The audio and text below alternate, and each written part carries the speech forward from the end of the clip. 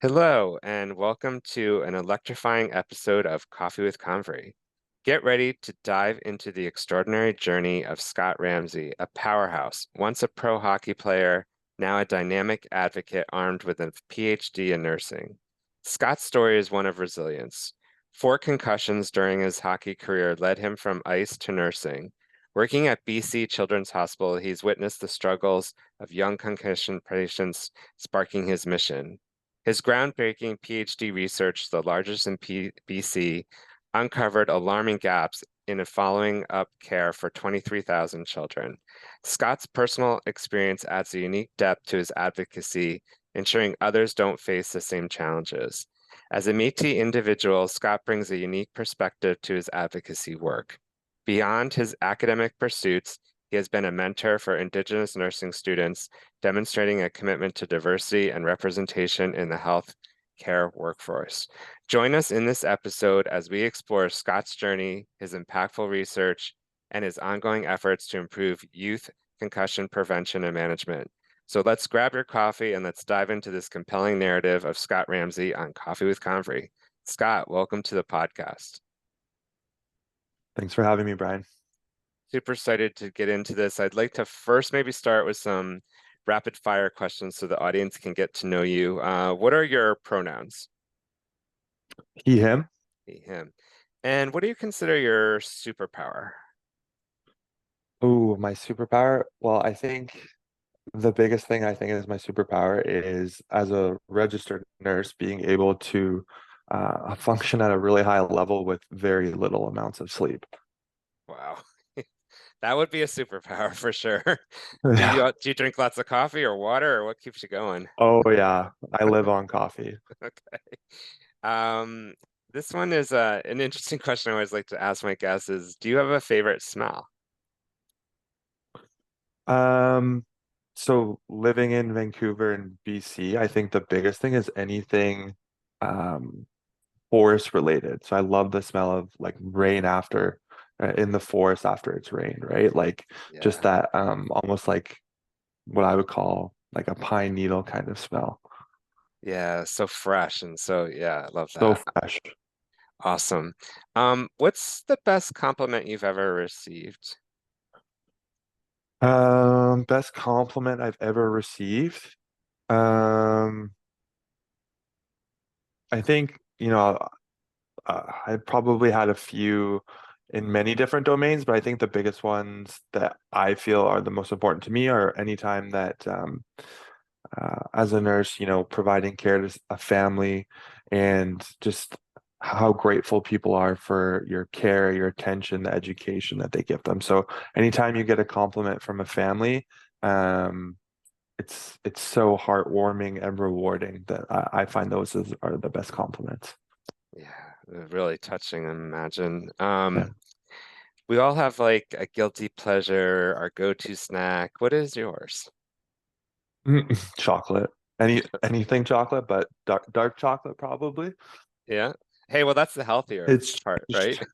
Yeah, Healthiest it's chocolate. it's changed over time. It used to be just like milk chocolate, and I'm like, oh, I can't just have milk chocolate all the time. So it's changed to dark chocolate now. Dark chocolate. Love it. Did you have a favorite subject in school? Yeah, science, probably specifically biology. I did biology 12 twice, even though I got like 95% in it. Wow. Wow, really loved it. Awesome. Yeah. Um, we all start somewhere, and as we were getting ready to start this podcast, talking about some of the individuals that are listening, Mm. and starting out, what was your favorite very first job that you had? My very first job that I had, so I grew up on a dairy farm. So it was looking after the animals. Outside of like family stuff, it would have been coaching youth hockey. As a 14-year-old, I did hockey schools all summer for one summer. Yeah. Oh, wow. Wow. So how big was the dairy farm? I'm just curious. It was like a couple hundred cows, and Wow. then we sold them, and then it turned into a blueberry farm. Wow. Wow. Yeah. Awesome. So I guess blueberry isn't your favorite snack. Maybe you had a lot of those Oh, in your I time. love blueberries. Yeah, No, okay. blueberries are so good. Fresh blueberries on the farm. Like Yeah. when you just you pick one for yourself and put two in the bucket. Pick one for Right. yourself, put two in the bucket. I think I would love that. Blueberries is one of my Yeah, favorite. Um, if you had to so good. pick like one word to describe yourself, what would you say? Mm, tenacious. Delicious. Awesome. All right, Scott. Well, thank you again for meeting up with me this morning. And I just wanted to, talk about reflecting on your transition from those moments from high school to pursuing a career in professional hockey and eventually transitioning to post-secondary education and now healthcare. What were some of those defining moments? And can you take us back on your journey of how you got to where you are now?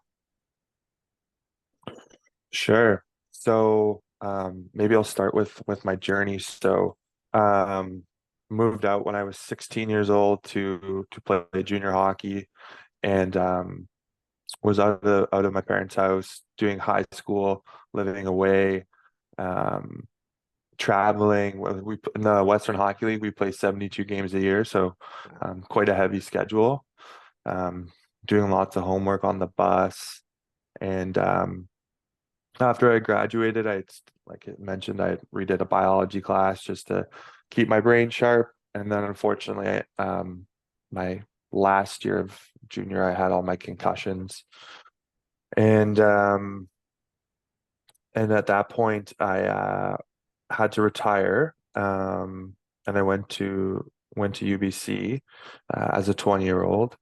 And unfortunately, as a 20-year-old, my brother ended up passing away from stage 4 lymphoma, and that was a really defining moment for me, um, personally and professionally. I realized that I didn't like what I was doing at UBC, and that it wasn't for me, and that my brother actually told my mom before he passed away that he thought I would make a great nurse, and so that kind of sealed the deal. So Mm. I ended up finishing my year at UBC and moved back home to be with my parents and started nursing school. And so, um, when you hear that story from going from playing junior hockey to making to like, Anaheim Ducks camp to having concussions and having to retire. And so there's a lot of what I would call very personable um, trauma in there. And so there are always defining moments in I think people's lives where, you can kind of go one of two ways. You can um, let it define you and cripple you, or you can um, and I'm saying this, but I had lots of support from my parents and my family and my friends. And so in those instances, you can um, make lemonade out of lemons, right? Like you can grab life by the horns and say, you know what, like I'm not going to let this define me, and I'm gonna turn this around, and I'm actually going to do something with it. And so um, those transitions, obviously, like I'm just telling you this story, um, like that was over a period of well, so when I started junior hockey, I was 16. When I retired, I was 19. I was almost 20 years old. And then when I finished nursing school, I would have been 20, 24, 25 years old. So that's over like, a span of 8 years, right?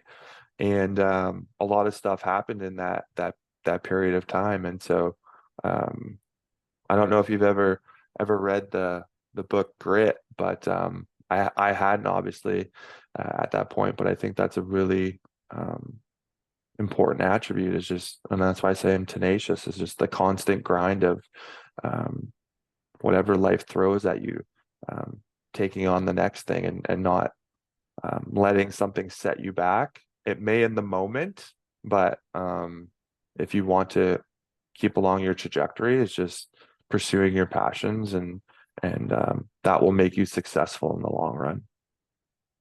Yeah. Wow. What a start to life there and the things that you've gone through. Thank you for sharing some of those deep moments and how you made through there. One of the things we talked about too was the idea of the pro hockey player. Um, and I think some of the young and upcoming athletes, whether they're in high school or post-secondary or Hmm. wherever they are, they're always Hmm. considering that maybe path or career in sports. Hmm. Yours was obviously disrupted by something pretty traumatic and changed your course. But what advice would you give to these high school Yeah. athletes considering a career path in sports? Yeah. So I have a big piece of advice, and I was super fortunate to have my parents instill this in me from a very young age. And so it doesn't matter what sport you play, you should always pursue your education. And so the reason for that is eventually one day you will no longer be a high level athlete. You'll no longer be playing sports at that same level. And so you always need a backup plan. You always need something to do after sports. You'll be able to still play your sport, or in my case, I don't play hockey anymore. I coach it because of all my concussions. So I'm still involved in hockey, but having that backup plan, having something to fall back on that you're equally as passionate about, um, you can transfer that skill of using your passions and your hard work and your determination to pursue something else. And it might not be school. Maybe it's being going to apprentice school and becoming a plumber or electrician, or becoming a lots of the guys I played with are police officers and firefighters. And so it doesn't have to be solely going back to post-secondary and you know going and becoming a doctor, a scientist, or whatever. There's so many different avenues for people to take. So um, it's great. Obviously, always focus on your sport because that's what you're passionate about and that's what you love. But I think, you know, my parents were obviously farmers and realists and all these things, and so just recognizing that there's more to life too than sports, right? Like sports are great for so many different reasons, but yeah, like eventually one day they're not going to be there, and so you want to be able to take those skills and to transfer it into something else. Some great insights and advice. Thanks for that. I also read, and I can't remember where because I read a lot about you prior to this conversation, but somewhere that with suffering with your severe migraines, depression, and bad phobia from your multiple Photophobia.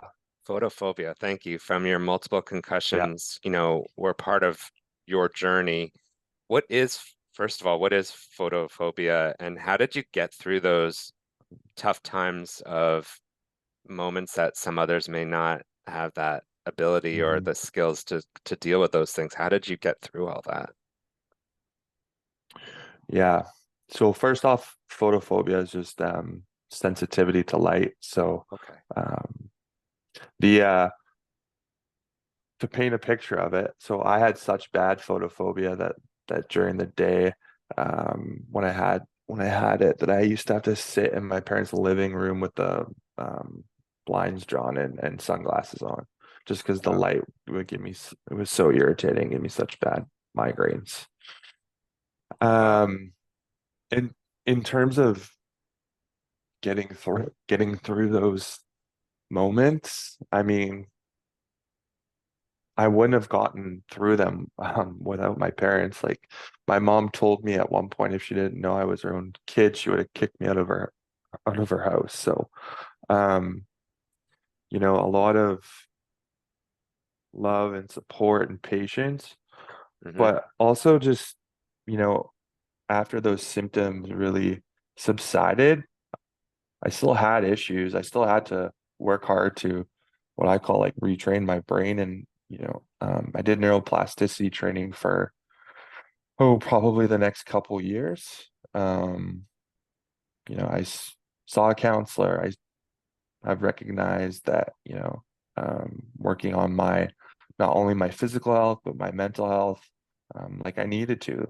And so I think it's just putting in the time and the effort to recognize at certain points what I needed and being realistic about it. Like there's no shame in, having to um, go and talk to a counselor about, I'm feeling anxious. Like Hmm. this is what I do. Can you help me with this? Can you give me some tools to um, basically help me decrease my anxiety and be able to function in a normal way? And so you know, still still recently, like I started seeing one again because I was finding with with all my loads of coursework and stuff that I just needed someone to reset me and reground me. And um like you're always a work in progress, but with the concussion stuff it was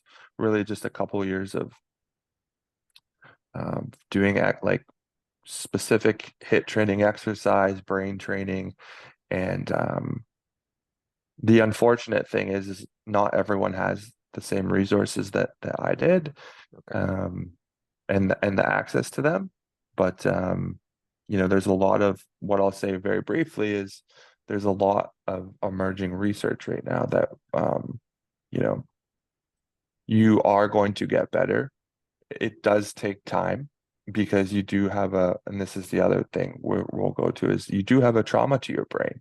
Your brain is injured. Just because you have a concussion, it cannot be mild, especially in my case when I had so many brain traumas in such a short period of time. Like your brain needs to rest really. And so the key message that I always say to everyone is you will eventually get better. Mm. That's a great takeaway from that, and that journey itself as well. I thought of a question for you, and I don't know if this Mm. is something you're a part of or looking at, but someone who's gone through so many concussions, and I guess more and more you hear people talking about that, whether it's in football or hockey or where have you with sports, especially with high impact sports. Um, it's interesting because what comes to mind is like, how do we help players have better equipment almost to help with that? Have you seen any advancements in some of that during your time, or is that something that Mm, you've seen? I'm in terms curious. of Yeah, equipment, there's been back and forth in terms of some equipment. So, like speaking specifically to hockey, no yeah, mouth guards maybe might be the um, but even then, like there's it's mixed. Um, gotcha. Honestly, the biggest thing that makes a difference is policy change. So when we talk about policy change, we're talking about, was part of a study in my undergrad where we looked at removing body checking from non-elite youth ice hockey. So kids that aren't going to make and play in the NHL, but enjoy playing hockey. And so Mhm. why would you put those kids at risk for sustaining injury, specifically, or a concussion? And so by removing body checking, it decreased it. In the study, we found like a 56% decrease in injury rates. And so those are the sorts of avenues that I'm very strongly believe in. Mm, I always say it doesn't matter. It doesn't sports, non-sports, doesn't matter what you do. You could step out your door and fall down your stairs. I had someone in my PhD program do that, and she missed a year yeah, of her program. yeah, So, yeah. You're right. It doesn't have to just be so interesting. The policy changes. Yeah, that makes a lot of sense, especially in that context. First of all, like, huge congratulations on your recent graduation from UBC. That's thank amazing. you. Um, I wanted to ask you a couple questions about that too, because a lot of our listeners may be in that position where they're going out to Mm. look at schools or looking at opportunities of what degree to take and things. But how did you choose UBC? And when you think about your experience there, how did it actually contribute as well to your research, personal growth, and your realization of your Mhm. advocacy goals? Hmm. So obviously you heard me say that I was at UBC and realized that what I was doing wasn't for me, and then I moved back home to do my undergrad. So I did my undergrad out at the University of the Fraser Valley, out where where my parents live. Nice. And so I never thought that I would go back to UBC after everything that happened personally, right? Yeah. Um, so when I ended up, um, basically how it went is I cold called my professor, um, and said, "Hey, like I have this research question. Like I'm pretty sure that this is a really good research question." And she's like, "Well, why aren't you doing your PhD?" And so it was that one person who took the time to listen to me and my story and realized that I um, had something really good. And it wasn't just, she had a little bit of a personal interest in it too. Like she specifically wasn't a concussion expert, but she helped in terms of the methodology side. And so, um, you know, I think in that, just like before we get to looking at universities, is finding someone who is willing to invest in you, invest because it takes time when you go to school to have mentors and all that stuff, right? So you want to be part of a community and go to somewhere where people care, and this is my personal belief, that care about you. Caring is to me, obviously as a nurse, like the number one single quality. People care about you, the rest doesn't matter. You can figure it out. Because they'll be willing to invest time and effort into you. Um, and so we're all here as learners. Hmm.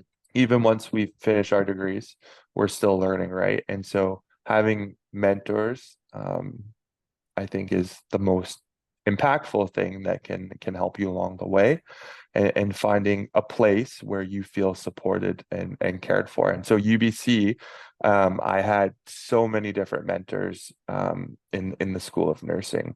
And so I think it's really important to do your homework and find people who are willing to mentor and support you. In terms of like UBC as a university, I would say it's a really great, obviously, research institute and program. Um, the School of Nursing itself, I'll make the pitch, is like one of the top two nursing schools in the country. And then in terms of like nursing as a profession, I think it's great in terms of, you know, salary benefits, but it's also great in terms of um, being able to move lateral, so you can do lots of different things within the profession, whether that's work at the bedside or teach or do policy work or do research. And so it's been great. It's allowed me to see the world. Like I was able to go to Tanzania, Africa, because Wow. part of my nursing.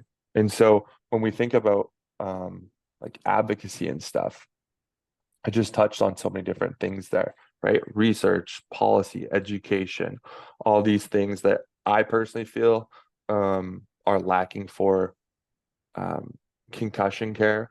Um, I think will allow me to insert uh, in terms of my advocacy goals for improving care for pediatric concussion. Yeah. Wow. Wow. Really cool journey there. And I think the key message there about the mentorship is so key. And I know we're going to talk a little bit about that here in a few minutes.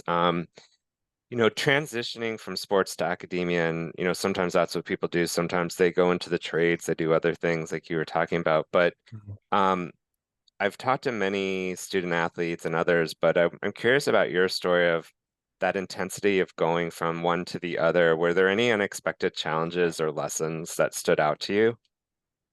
Hmm.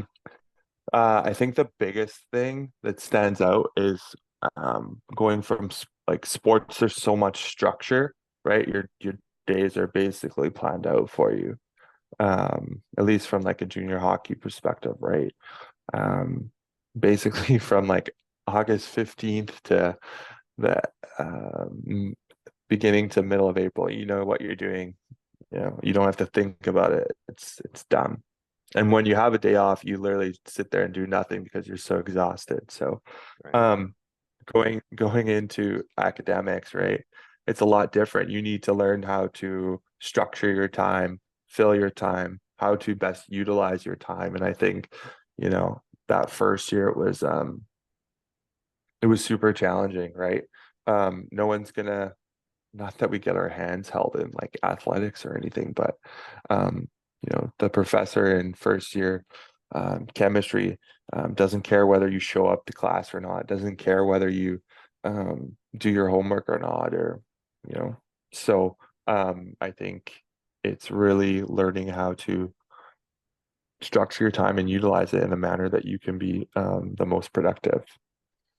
Yeah, that makes a lot of sense. And I think that's also interesting because as you're in high school, you still got your parents typically around. Sometimes you're at school and they're living at home, but you got that, I don't want to say safety net, but I guess you got that kind of not necessarily with you, and you really have to understand how to manage your own time to your point and take the best advantage of what you're there to do, which is to get that education. So yeah, some great advice as well.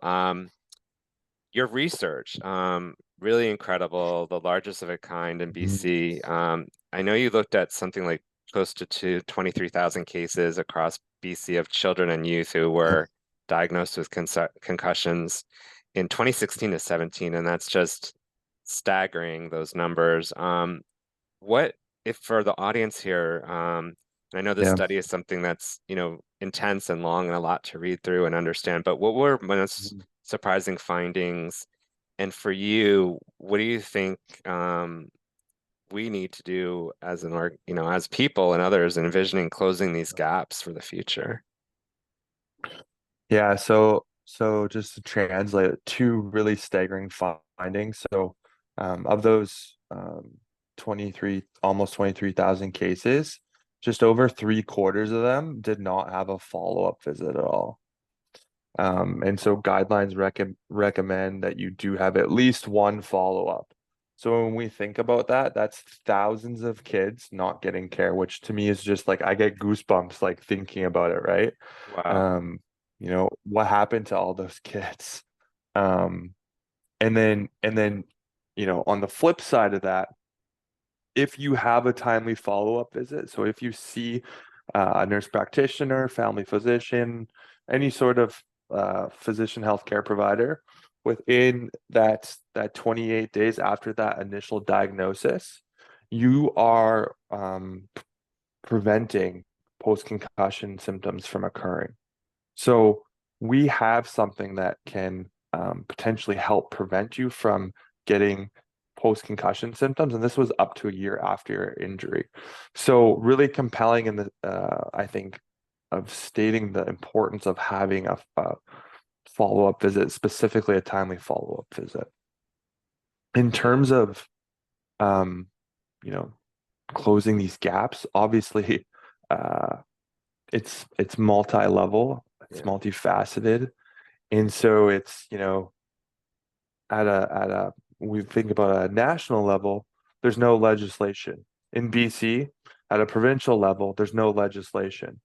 In BC, we don't have any publicly funded pediatric concussion clinics. Um, in terms of we have brain injury programs for those who have persistent symptoms in BC, but it's only for kids above the age of 12. So if you are under the age of 12 and get a concussion in BC, there's absolutely nothing here for you, which is appalling to Wow. me. Um, and so where I go with this is you have to empower the kids and the families, the sporting organizations, the educational system, um, because it feels like to me that the stigma around concussion is not taken as seriously by some healthcare providers, policymakers as it should be. And that's because there's gaps in the research in terms of the severity and the long-term impact and implications on children and youth health. And so um, hopefully eventually we'll get there and start to fill those gaps. But in the interim, there's still going to, as you can see, there's going to be thousands and thousands of kids who get these concussions. And so getting the message out that we need to empower them. Parents need to listen to their children. So if Mhm. they're saying, like even if they have a headache, or if you notice they're more tired, or if they seem anxious, there's a re there's most likely a reason behind that. And so it's paying attention to your kids and listening to your kids. And then on the flip side, if for all the 15, 16, 17-year-olds out here, if you hit your head, you need to tell someone. You Yeah. need to let, right?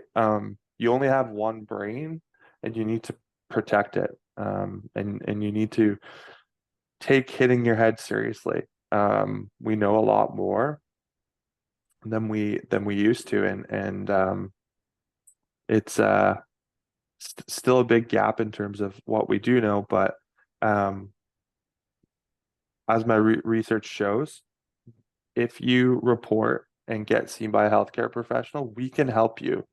Um, but you have to tell us. And if you don't, we can't help you.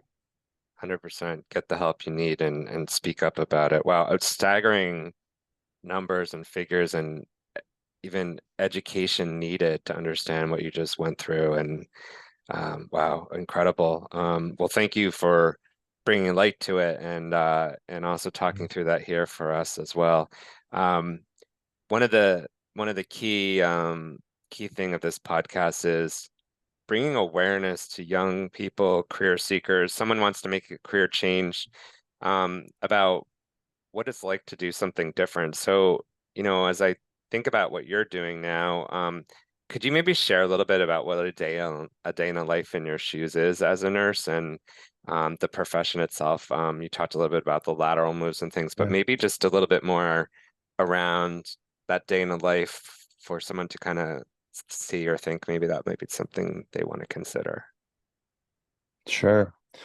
So, I am a nurse clinician in outpatient neurology at BC Children's Hospital. And so I've been in neurology there for about 6 years.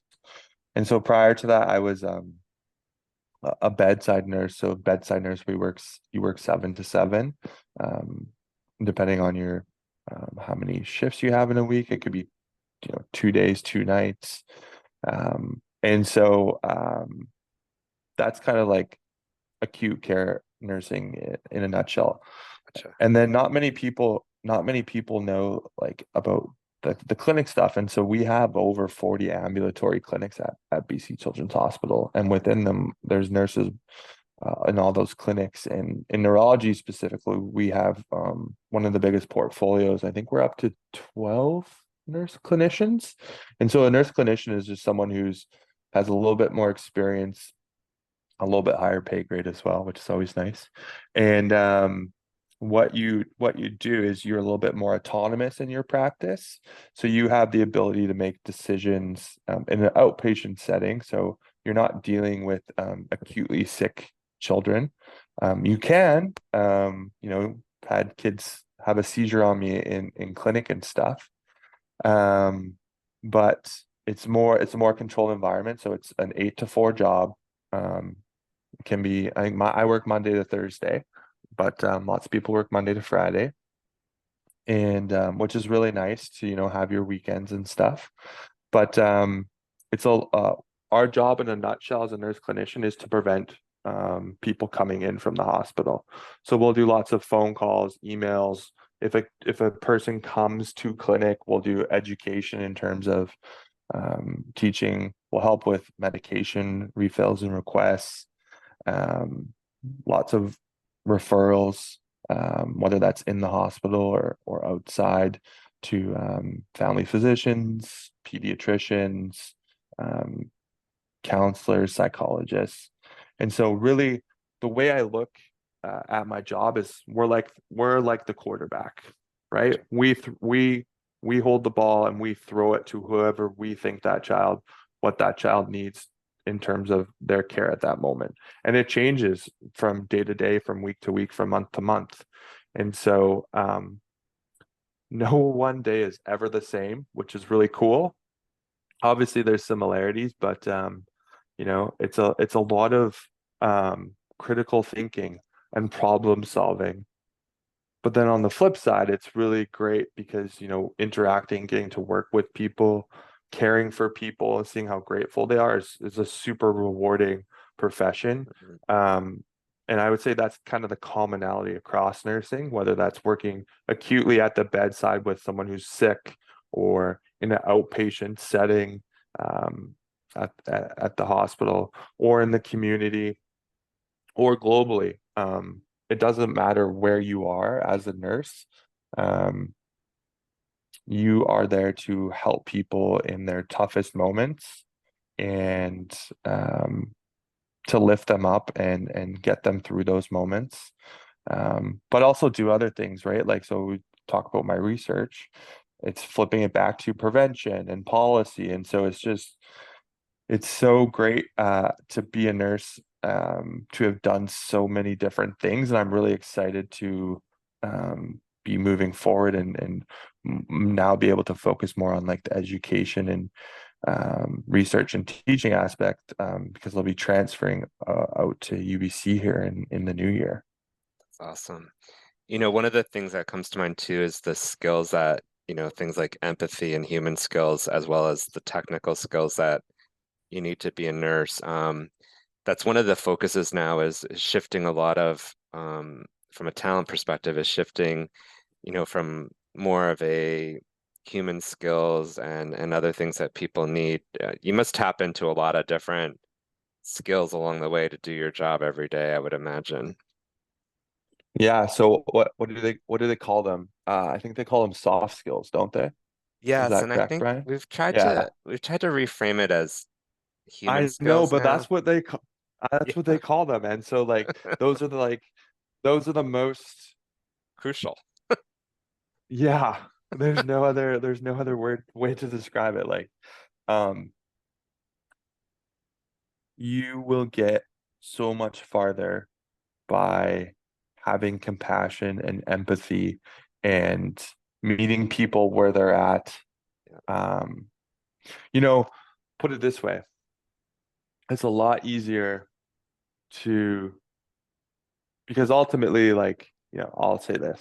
On the flip side, from healthcare, we have our own agenda. And so, do I want you to like take your medication every day? Do I want you to like be able to come to visits? Yeah. Does that happen? Not for everyone. And so it's yeah, meeting people where they're at. How can I help best support you to have your best quality of life? And so there are ways to do that, and that's by having those skills. exactly. I hope we need more Scots in our life, so I hope some of the listeners here think about this as a possible career or even embracing these skills and I'm not a particular big fan of the word soft skills, but that is what they are also framed as Yeah. because they are some of the, I would even say, hardest skills that come into play, 100%. They're way right? harder to develop and utilize than those more concrete black and white skills, Yeah, that you can right? learn and Like teach. way harder. Yeah, yeah, You can't, 100%. well, that's the other thing too. I feel like, you can teach them to a certain extent, right? But Yeah, you also need to learn to develop them yourself, yeah, and by putting yourselves in situation. And so like, with hockey, we volunteered for, countless organizations. And so even after I retired from hockey, I volunteered at the Salvation Army. I volunteered with the SPCA just yeah, because even like it's just one of those things that got instilled in me, and so you're able to develop those skills over time by working with, you know people who are less fortunate and homeless and experiencing certain transitions in their lives. And um yeah, I just gives you perspective, right? 100% Yeah, it gives you perspective. yeah. Well, I'm glad we dove into that a bit because that's a big conversation I get, especially being in the talent space. It's not, and in all schools, I know I say this a lot. It's not all about the grades. Yes, grades are good, but it's also about having those other elements to how you approach situations. So thanks for diving in that bit and really giving us a bit of an understanding. The last thing I want to talk about, and then I'm going to ask you if there's anything you wanted to bring up that we didn't, is this whole idea of mentorship. As a mentor for Indigenous nursing students, you've been recognized for your work in fostering diversity and representation. And we know mentorship is so important for today's youth. Um, for our listeners who may be thinking about how do I bridge that gap and find a mentor in my life, um, there's so many Mhm. different ways to do it. But do you have any thoughts about, networking and finding that mentor and how that's helped you along the way? I mean, I'll say like, as me myself being Indigenous, one of the things that um I recognize because I was receiving a lot of mentorship was that other people probably would like some mentorship as well, right? Yep. And so having that realization that I could actually not take everyone's time to benefit me, but I could also give some time back to help others. Um, I think starting from that place is super impactful because we all have something to contribute, whether we're mentor, mentees, teachers, students, right? Um, so I think starting from that position, Hmm. I will I will give my time to anyone as a mentee who is A, caring, there's that word again, but B, also willing to put the time in as well. And so that's by, um, you know, I've tutored statistics for hundreds of nursing students, but they have to be willing to do it. Or with my Indigenous nursing student mentorship, it's, um, I'm going to show up and do this, but you have to be willing to show up and put in the work as well. And so, as someone who's, if you're looking, it's not just what am I going to get out of this, right? Like to me, that's very, very selfish, and I'll be a lot less inclined to spend time and invest in someone who has that mindset, right? Does that make sense? It does, and I think Yeah. you nailed it because I think the idea of mentorship for me at least too is it's got to be mutually beneficial Yeah. and there has to be give and take, and Agreed. I think sometimes though it's demystifying it for young people because I've had young people say, "Oh, but I can learn so much from you. I don't know what you can learn from me." And I said, "Well, let me tell you the few things I can learn from you." Yeah. Right? Yeah. Because I didn't grow up when you Yeah. did. I didn't have Yeah. iPads and this and that, and I didn't have. So I think breaking that cycle too, because sometimes I don't know if it's a respect thing or a thou is older than me, and like you said, I have peer mentors. I get mentorship from people that are, let's say, younger than me on certain parts of my life. So I think your point is really well taken because if you don't want to put into it and you just want to sit and receive, it's not going to work, right? No, it won't work at all. In terms of like healthcare stuff too, right? Like, so, you know, if you're interested in doing nursing, which I highly recommend because we need thousands of nurses across the country, and like I said, it's a very well paid profession, benefits, pension, all those things that are you need to think about when you're uh, transitioning to a young adult that you don't always think about. Yep. But um, and most nurses are willing to, give their time for you to come and shadow them and come on a shift with them or have you there or ask questions or go for coffee, like because like I said, it's the type of people that we are, right? And so if that's something that you're interested in, just reach out, right? Just do it. Yeah. You I have think nothing to lose. you just You got have to start, everything to right? gain. Just got to Yeah, start. Yeah, 100%. yeah. Well, I wanted to give you the opportunity. I know I've got a lot of different thoughts and questions, and given us so much insight and so much to think about. But is there anything that I didn't cover, ask that you wanted to maybe share with the listeners, or anything that comes to mind that we didn't get into today?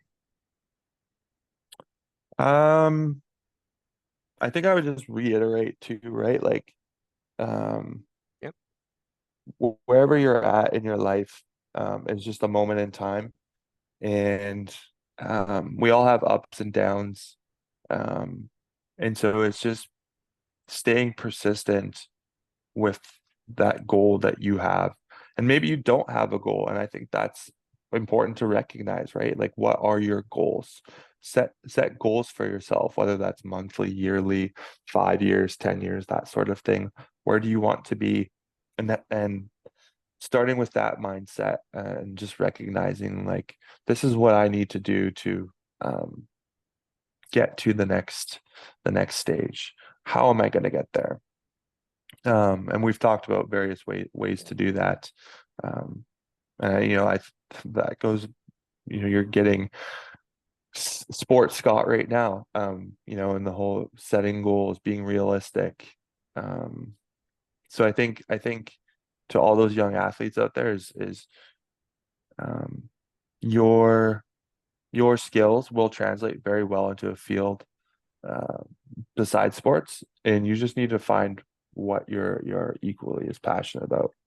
And then on the flip side is just for those who um, are, just take the chance. If you're interested in something, people are willing to invest time and, have a cup of coffee with you or talk about whatever. So don't be afraid to just take a chance and put yourself out there, right?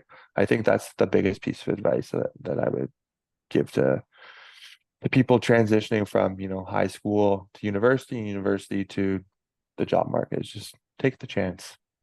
Yeah, no, such great advice. Take the chance. Wow. Again, I think back even how I was reading all about your story, how inspiring and different thoughts, and I was like, I took a chance to reach out to say, would you join me on this podcast? And you were ready to go. So it does happen, right? Exactly. You got to ask Exactly. questions. Or the only thing they could say is no, or I don't have the time now, or maybe a yes. So Exactly. but Scott, I seriously, this has been such a really inspiring and insightful conversation, and I wish you all the best in everything that you're doing, and I can't wait to see where you go from here. But thank you so much for joining and being a part of this experience for myself and the listeners who are listening to this podcast today. I really, really, really grateful and really appreciate it. Thanks for having me, Brian. It's been great to chat with you. Awesome. Well, for the listeners, if you like what you heard today, please share this podcast with your network on Spotify.